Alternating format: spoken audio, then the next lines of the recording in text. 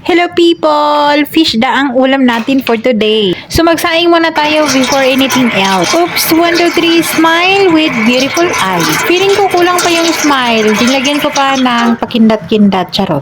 Gamit tayo ng maraming kamatis dahil gagawin natin tong kinamatisang isda. 4 na kamatis yung ginamit ko dyan. Yung kamatis na yan kasing laki ng apple. Hiwain ko lang yan according sa gusto kong hiwa. Ganyan lang yung pagkahiwa natin. Pwede naman yan basta ma-soft lang yun siya pagkaluto. At masarap din to pag maraming onions. Kaya dinamihan ko na. At syempre yung bawang hindi mawawala at yung luya pang tanggal sa lansa. At nag-squeeze na rin ako dyan ng isang buong lemon. Masarap yan pag kalamansi mas mapango. At matambakang isda ang gagamitin natin. 2 piraso yung malalaki, hiniwa ko lang. Wala tayong pichay, gamit tayo ng kangkong. Hihimayin ko to lahat tong kangkong na to pero hindi ko to ubusin dahil marami. Pwede pa yan adobo sa mga susunod na araw. Last day ko na pala sa bahay na to ngayon at babalik ako mamayang hapon or mamayang gabi doon sa kabilang bahay kung saan doon yung mga alaga iniwan. May pasok bukas kaya kailangan ako doon. At ang sobra nito ay bibit-bitin ko pa papunta doon para makatikim naman sina Gemma. Una kong ginisa yung luya, tapos yung sibuyas at yung bawang pinagsabay ko na para hindi sila mag-away. At paalala lang, sibuyas at bawang lang yung pwedeng ipagsabay, okay? Igigisa lang natin yan until lumabas yung mga kaluluwa ng mga yan. Tapos sinunod ko na yung maraming kamatis. Kung mahal yung kamatis, edi huwag nyo ding damihan.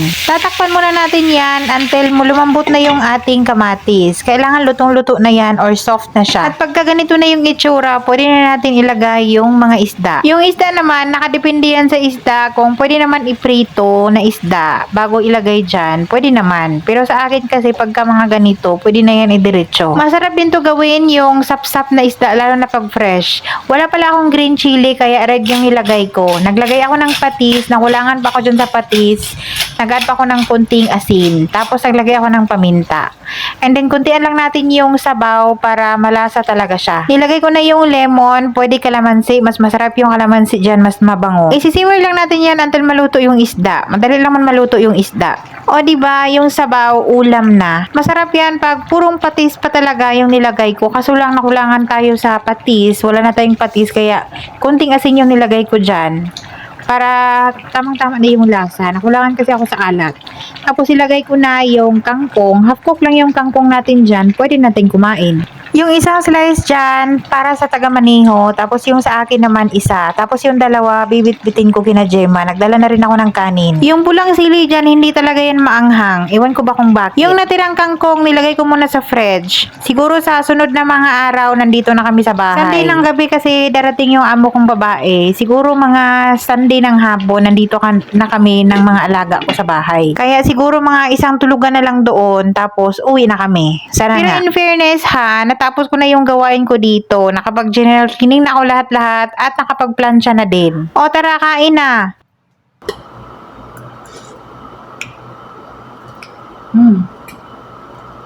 Hindi ko natanggal yung ano ba?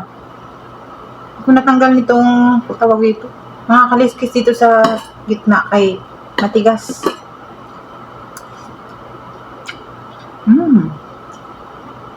Sarap.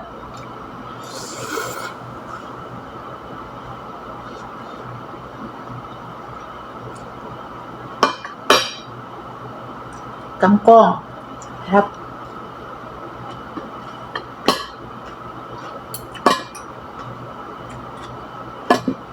Nagmamadali ako dahil hindi pa ako tapos sa plansahin.